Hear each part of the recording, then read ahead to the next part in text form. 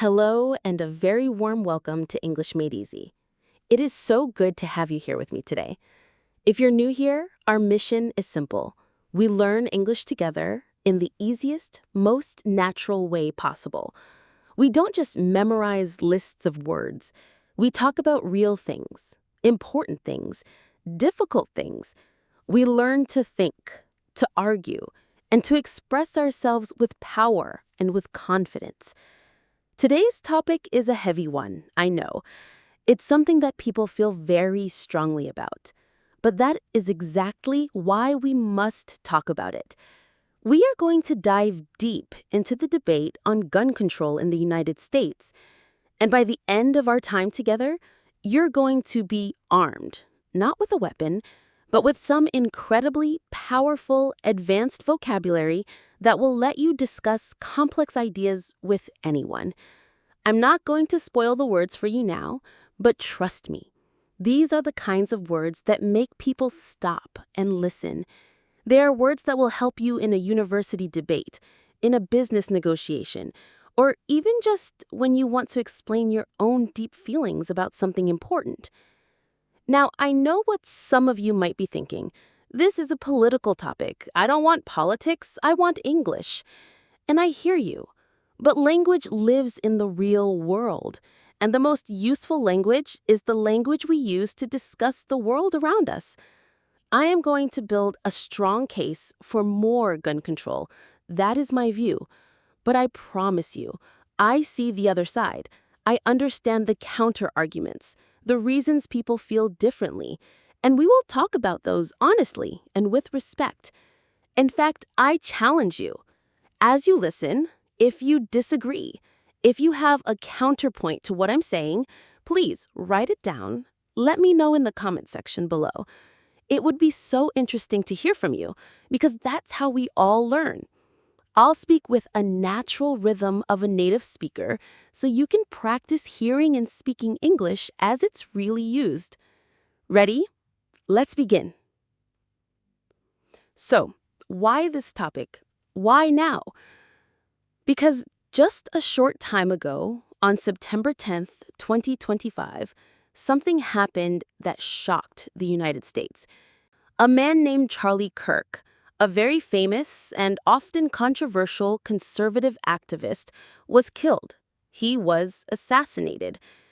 He was at an event at Utah Valley University. It was an outdoor debate, a format he was famous for, where he would invite students to come up and challenge his ideas. The event had only just started, maybe 20 minutes in. It was a normal day. Students were sitting on the grass, listening, thinking, getting ready to argue. And then there was a single sound, a crack, a shot. The bullet came from a high-powered rifle fired from the rooftop of a nearby building, about 200 yards away. It struck Charlie Kirk in the neck. He was just 31 years old, a young man standing in the sunshine, talking to students, had his life stolen from him in an instant. And it forces us to ask a very difficult question, the debatable question that lies at the heart of this entire conversation. In a free society, how do we balance the right of an individual to own a gun with the right of all people to live in safety? My stance, my argument, is that the current balance in the United States is broken. It is dangerously, tragically broken. We need stronger, smarter gun control, not to get rid of every gun entirely, but to stop these kinds of horrors from happening again and again. And the first and most obvious part of the problem, the core of this sickness, is the sheer, overwhelming number of weapons in the country. It's not just about one gun used by one killer. It's about the environment we live in, a world saturated with instruments of death. This incredible, almost unbelievable proliferation of firearms is where our conversation has to start. Let's stop here for our first word. Say it with me. Proliferation. Listen to the rhythm. The stress is on that fourth syllable, the ray. Proliferation. One more time. Proliferation. So what does it mean? It means a rapid and often excessive increase in the number of something, a spread, an explosion in quantity. It's not just a few more, it's a lot more, happening quickly, often to the point where it becomes a problem. A good synonym, an easier word you might know, is spread or expansion. But this word is more formal, more serious. It carries a sense of things getting out of control. For example, you could say, the proliferation of single-use plastics is causing an environmental crisis. You see, it's not just that there are some plastic bottles, it's that they are everywhere, and their numbers are growing so fast that it's become a disaster. In the context of our debate, the proliferation of guns in America is staggering. It's almost difficult for the human mind to comprehend. There are more guns than people in the United States. Think about that. More than 400 million guns in a country of 330 million people. This isn't a small number. It's a flood. And the rifle used to kill Charlie Kirk was not a rare item. It was a high-powered, long-range weapon, the kind of weapon that has seen a massive proliferation over the last 2 decades. They are sold in stores, online, at gun shows. They are easy to find, easy to buy. When something becomes this common, its use and its misuse also become common. It's a simple, heartbreaking logic. If you fill a country with matches, you're going to get more fires. And we have filled our country with weapons designed for one purpose, to kill human beings with maximum efficiency. This isn't about a farmer's shotgun for protecting chickens or a handgun locked in a safe for home defense. The proliferation we are talking about is specifically of weapons of war, now in the hands of the general public. And the result is that our arguments are no longer settled with words, but with bullets. Our schools are no longer just places of learning, but potential targets. And our political figures are no longer just people we disagree with, but people who can be erased from a rooftop 200 yards away. This is the direct, brutal consequence of unchecked proliferation. Now, this leads us to the second core problem. It's not just the number of guns, but the type of guns. The argument for many gun owners is that they need these weapons for self-defense. But the weapon used in this attack and in so many mass shootings was a military-style rifle, a weapon engineered for the battlefield. And I would argue that the widespread availability of such weapons is fundamentally inimical to a safe and free society. Okay, that's our next word. It's a beautiful, powerful C2 word. Let's say it together. Inimical. The stress here is on the second syllable, inimical. It feels a little strange in the mouth at first, doesn't it? Try it again. Inimical.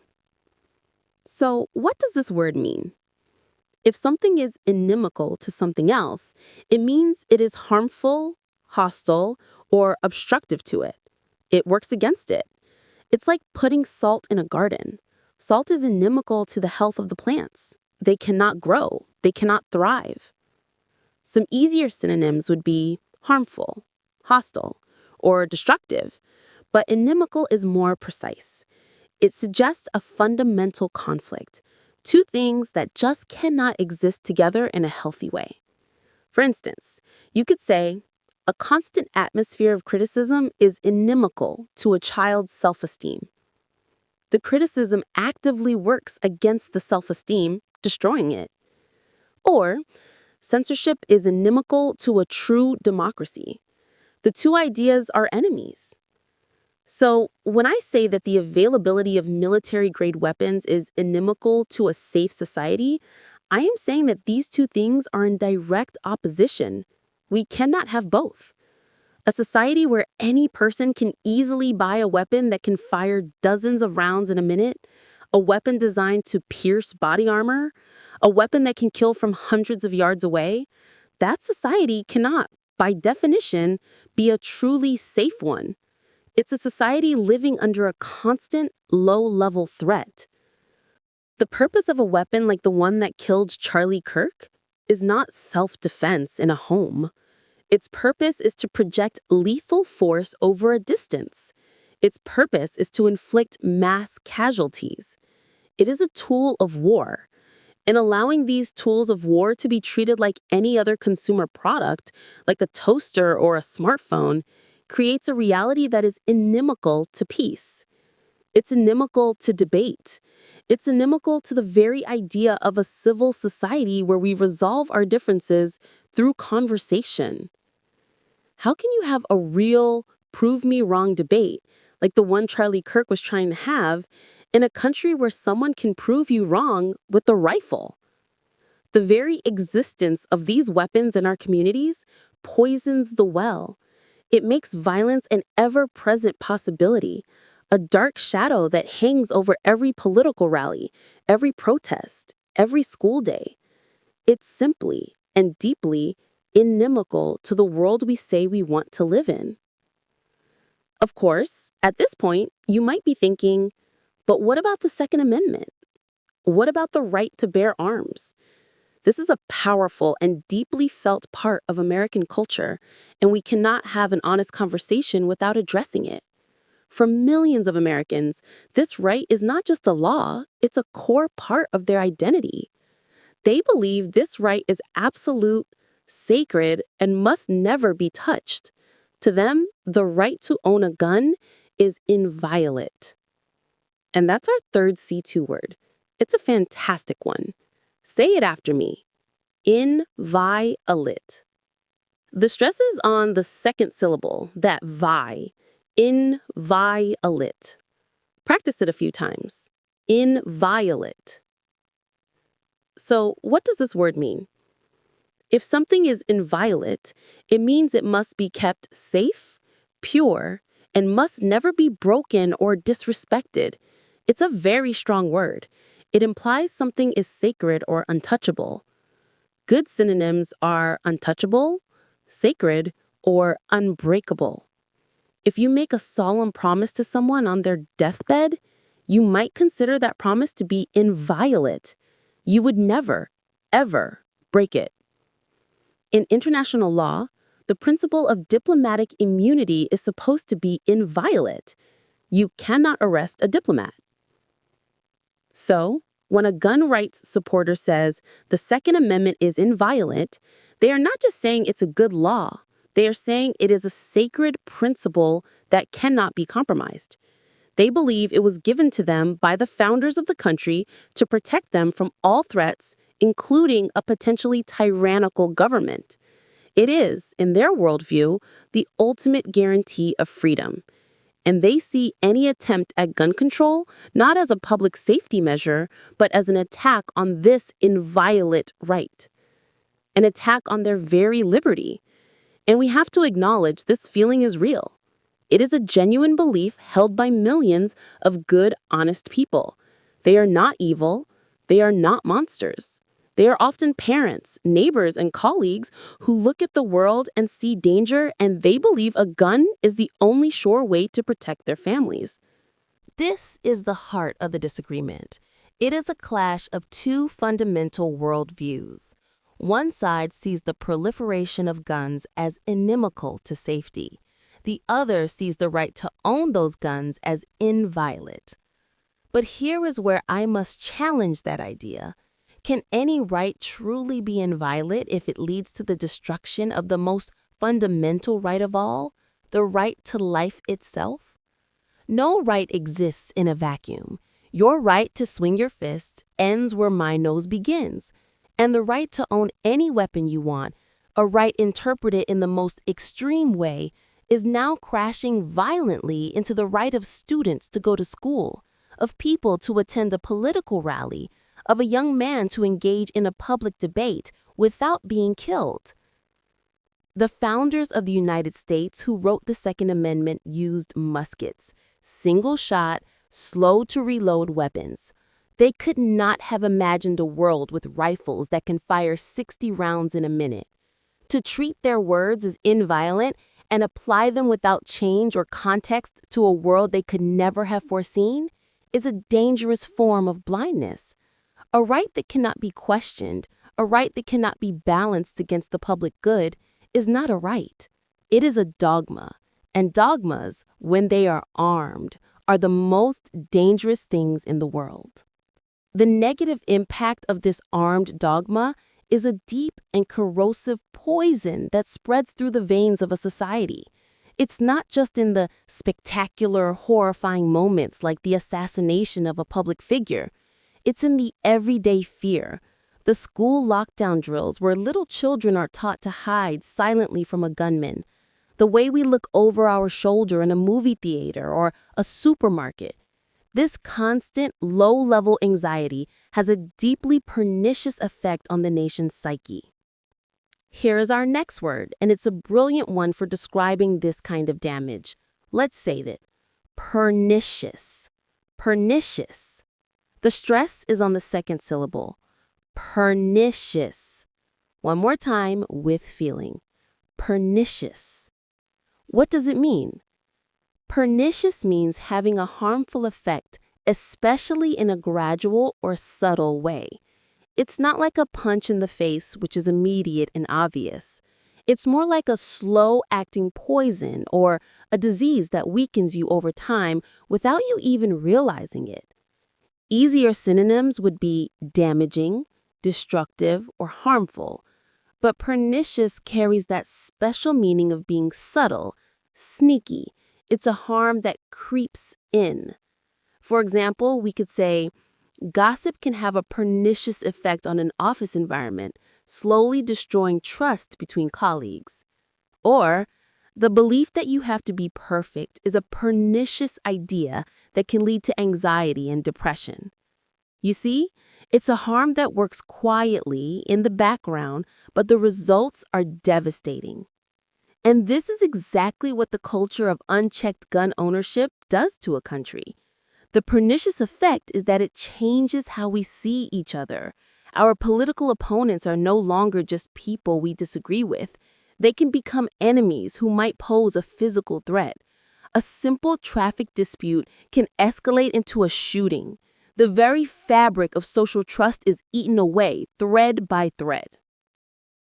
This fear is pernicious because it normalizes the abnormal. We have become the only wealthy, developed nation on Earth where this level of daily gun violence is a regular feature of life. We read the headlines, we feel a moment of sadness or anger, and then we move on because it happens again and again. The shock wears off. This normalization is perhaps the most pernicious effect of all. It is the slow death of our ability to be outraged by something that is, in fact, outrageous. The assassination of Charlie Kirk was a loud, terrible, explosive event, but it was born from a quiet, pernicious culture. A culture that has allowed political disagreements to become so filled with hatred that violence feels, to some, like a logical next step. A culture that then makes the tools for that violence readily, easily available. The two things feed each other in a deadly spiral. The hate fuels the desire for the weapon, and the presence of the weapon makes the hate feel more powerful, more possible. It is a deeply, deeply pernicious cycle. So what do? We are faced with a crisis. On one side, a right held as inviolate. On the other, a pernicious culture of violence fueled by the proliferation of weapons that are inimical to a safe society. It can feel hopeless. It can feel like there is no way forward, but there is. The solution is not to do nothing, and it is not to take away every gun from every citizen. The solution is to be pragmatic. Pragmatic. It's one of the most useful words you can ever learn for real-world problem solving. Let's say it. Pragmatic. The stress is on that middle syllable. Pragmatic. Say it loud and clear. Pragmatic. What does it mean? Being pragmatic means dealing with things sensibly and realistically in a way that is based on practical rather than theoretical considerations.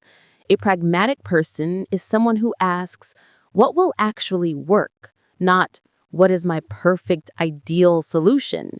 It's about being practical, realistic, and results oriented.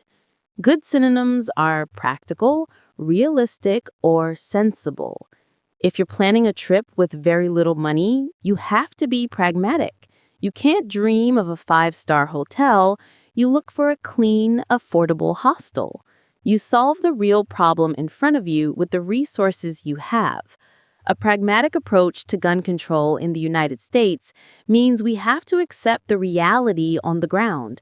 The reality is that there are 400 million guns already in the country. A total ban, a government-led confiscation of all guns is not going to happen. It is a political impossibility and would likely lead to widespread civil unrest. So that is not a pragmatic solution, even if you believe it's the ideal one. So what is pragmatic? A pragmatic solution is to focus on what we can do and what has been proven to work in other places. Universal background checks are pragmatic. The vast majority of Americans, including many gun owners, support the idea that anyone buying a weapon should have their background checked for a history of violent crime or severe mental illness. It's just common sense. Red flag laws are pragmatic. These laws allow a family member or law enforcement to temporarily remove guns from a person who is showing clear signs of being a danger to themselves or others. This is a practical tool to intervene before a tragedy happens. Banning the sale of new military-style assault weapons and high-capacity magazines is pragmatic. This doesn't take away anyone's existing guns.